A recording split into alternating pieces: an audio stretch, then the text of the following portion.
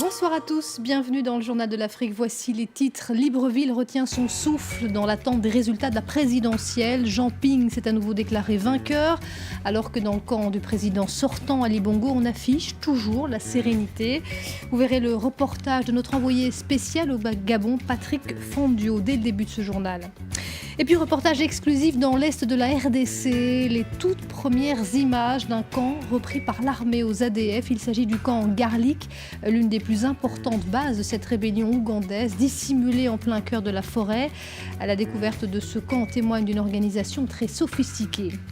Et puis nous irons à la chasse aux scorpions dans le sud de la Tunisie. Tous les ans, à cette époque de l'année, les enfants attrapent des milliers de ces bestioles au venin redoutable. Une source importante de revenus. Vous verrez pourquoi à la fin de cette édition.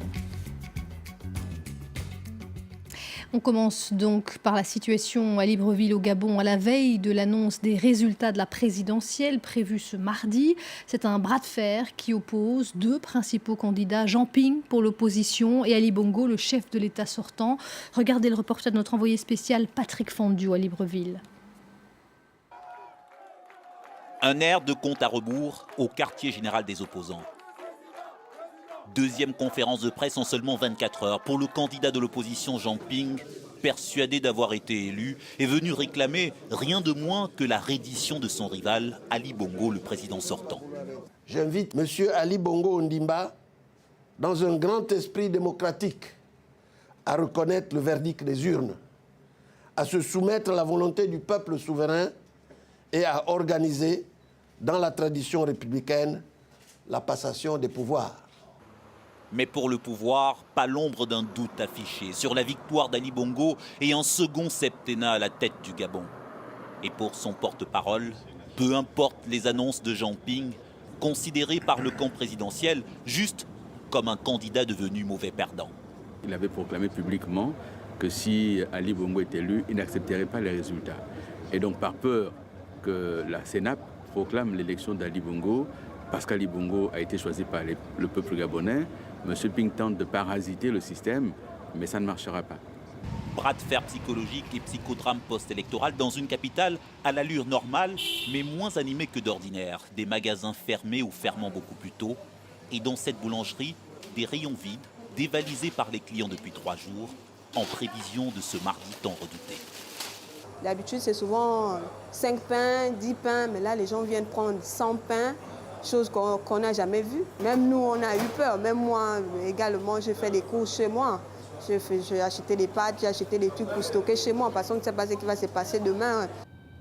Quelques sirènes dans les rues de Libreville et près de quelques carrefours stratégiques, des forces de sécurité postées dans une ville qui compte les heures avant le décompte final du vote. Une attente sous tension donc à Libreville où on retrouve Patrick Fondio qui est en ligne avec nous du Gabon. Patrick, le rapport des observateurs internationaux était très attendu aujourd'hui. Tous les regards sont maintenant rivés vers la commission électorale. Oui, effectivement, un rapport préliminaire plutôt prudent de la mission électorale de l'Union européenne qui globalement s'est félicité du bon fonctionnement du scrutin le jour du vote, mais sans se prononcer sur la transparence, la fiabilité et la crédibilité de tout le processus électoral. Des observateurs européens qui attendent de voir les résultats annoncés par la commission électorale, les résultats annoncés demain, une commission invitée par la mission européenne à publier et à afficher les procès-verbaux des bureaux de vote, bureau après bureau, de manière à ce que chaque Gabonais puisse faire lui-même ses calculs. Mais ce n'est pas le mode de fonctionnement habituel de la commission électorale qui se réunira en plénière demain avec les représentants des différents candidats. Une plénière qui pourrait durer plus longtemps que prévu en fonction de la nature et de la quantité des contestations. Et à la fin, c'est le ministre de l'Intérieur gabonais qui devrait annoncer ses résultats pour mettre fin à ce long suspense post-électoral qui tient maintenant le Gabon en haleine depuis plus de 48 heures. Et l'annonce des résultats qu'on suivra bien sûr avec vous demain mardi. Merci beaucoup Patrick Fendu, vous étiez en ligne avec nous de Libreville. On va à présent dans l'est de la République démocratique du Congo, dans la région de Béni, près de la frontière avec l'Ouganda. On qualifie cette zone de triangle de la mort. Les massacres attribués aux rebelles ougandais ADF y sont réguliers. Dernier en date, le 13 août, plus de 50 personnes ont été tuées. Juste après ce massacre, l'armée a lancé une offensive et repris le camp Garlic, l'une des places fortes de cette rébellion, où notre correspondant Thomas Nicolon a pu se rendre en exclusivité. Regardez son reportage. C'est au cœur de la jungle que les ADF ont élu domicile. Difficilement repérables, ils ont pourtant perdu récemment l'une de leurs bases les plus importantes. L'armée congolaise a mené l'offensive avec l'appui des casques bleus. Le support logistique, le support d'artillerie et le support de combat au sol, tout cet effort a été produit ensemble, mais le mérite doit être donné à l'armée. Elle a réellement repris ce camp. Dans un environnement difficile, l'ancienne base des présumés ADF révèle une organisation militaire. Ici, c'est là où on fabriquait les bombes artisanales. Ici. Les rebelles étaient armés, mais ils avaient aussi une technique imparable pour se rendre invisibles. Ça, c'est un trou là où il s'est caché. Une place suffisante pour au moins 10 ou 15 personnes. Plusieurs abris souterrains, quasiment indétectables, un professionnalisme qui a surpris tout le monde. Vous pouvez voir la quantité de travail qui a été fournie dans le but de se protéger des bombardements et des attaques aériennes. On savait qu'ils étaient bien retranchés, mais avant de reprendre ce camp, nous ne doutions pas que c'était si sophistiqué. C'est vraiment du travail militaire professionnel. L'armée connaissait l'existence de cette base, mais elle ne l'avait jamais trouvée. La victoire est de taille, les rebelles pourraient être sérieusement affaiblis. Ils sont en fuite, car ils ont perdu l'une de leurs places fortes. Ils sont en fuite et ils sont vulnérables, car ils n'ont pas la protection des bunkers. 2 bataillons de l'armée vivent désormais ici afin d'occuper le terrain. Le chemin vers la victoire finale est encore long, mais la reprise de Camp Garlic nourrit l'espoir d'un avenir meilleur pour les habitants du Nord Kivu. Voilà pour ce reportage exclusif signé Thomas Nicolon. On passe à l'actualité, en bref, dans le reste du continent. La longue bataille de Sirte touche à sa fin en Libye. L'organisation de l'État islamique est sur le point de céder son dernier bastion. Les forces du gouvernement d'union nationale ont lancé une nouvelle attaque et encerclent les derniers djihadistes. Ils sont désormais acculés dans un secteur de moins de 2 km².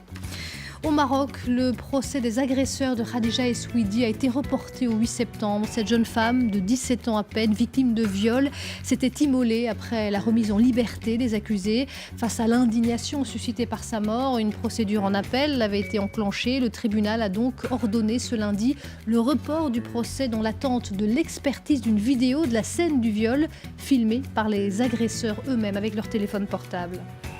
En Tunisie, le nouveau gouvernement d'union est officiellement entré en fonction ce lundi. La passation de pouvoir entre le plus jeune Premier ministre de l'histoire moderne de la Tunisie, Youssef Chahed, et son prédécesseur Habib Essid a eu lieu ce lundi à Carthage. Parmi les priorités qui attendent le 7e Premier ministre de l'après-révolution, la lutte contre le chômage, la corruption et le terrorisme. Et je vous le disais en titre, la chasse aux scorpions est entrée dans les habitudes pour de nombreux enfants du sud de la Tunisie. Chaque année, à cette même époque, ils en attrapent des milliers pour les revendre. Leur venin peut s'avérer très précieux, vous allez le voir. Sandro Lutiens et Hamdit Lili se sont intéressés à ce phénomène. La nuit venue, ils sortent pour prendre l'air. C'est le moment idéal pour chasser les scorpions, torche infrarouge dans une main et pincette dans l'autre. Dans le désert de rocailles de Benirdesh, les enfants des villages passent tous leurs étés à chasser le scorpion, de nuit comme de jour. Mais la journée, c'est moins facile, il faut alors creuser dans les trous à la cuillère. On chasse les scorpions et puis on les vend pour acheter du matériel d'école et pour aider nos parents. Quasi ludique pour les enfants, la chasse est aussi lucrative pour les villages. Chaque week-end, les gamins viennent vendre leur collection de scorpions toujours vivants pour 8 centimes d'euros la pièce à la famille de Najib Ayeb. Depuis 40 ans, ce sont eux les intermédiaires. C'est social, c'est plus économique, plus pour les gens, pour les enfants, pour aider leur scolarité, pour leur vie, aider leur famille, aider leur père et mère et tout, de participer du budget de la famille aussi. T'as gagné 140 dinars. Top là. Les quelques 80 000 scorpions récoltés cet été, Najib va les revendre loin dans le nord, à l'Institut Pasteur de Tunis. Les scorpions piquent près de 45 000 Tunisiens par an. Mais dans ces couloirs aseptisés, leur venin est extrait puis utilisé pour produire un sérum contre les piqûres. On fabrique le sérum anti-scorpionique, donc qui est nommé Gammascorp. Donc c'est un produit qui contient des immunoglobulines qui sont dirigées contre le venin de scorpion, donc des deux espèces les plus dangereuses et les plus répandues dans la Tunisie. 8 à 12 000 ampoules seront distribuées gratuitement à travers le pays. Mais les chercheurs de l'Institut Pasteur tentent d'aller plus loin, utiliser les toxines du venin pour inventer des médicaments contre le cancer et les maladies immunitaires. Merci à vous de nous avoir suivis. C'est la fin de cette édition. Restez avec nous, l'info continue sur France 24.